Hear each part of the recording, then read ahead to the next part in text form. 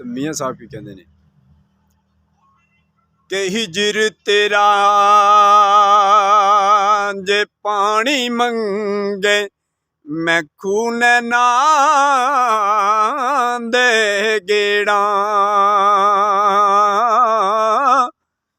जी करदा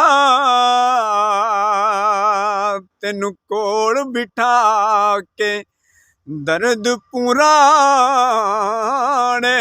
छेड़ा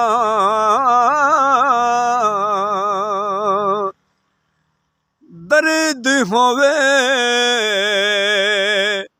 ते हाय निकले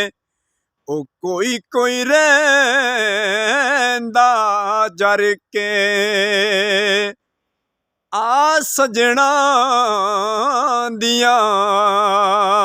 गल्लां करिए मूंह गैरा वाले करके ते दुखिए दी गल दुखियां जाने ओ की दुख जाने जेड़ा सुख दी नींदर माणे ते काबले का और शेर कि सुख नहीं मान सानो हाय दुख ने यार नू माणे तैनू लगे ते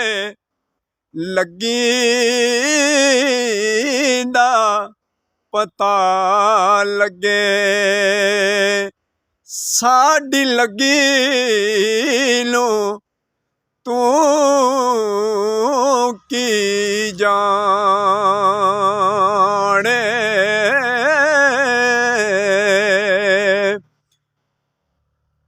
नी फजर वेले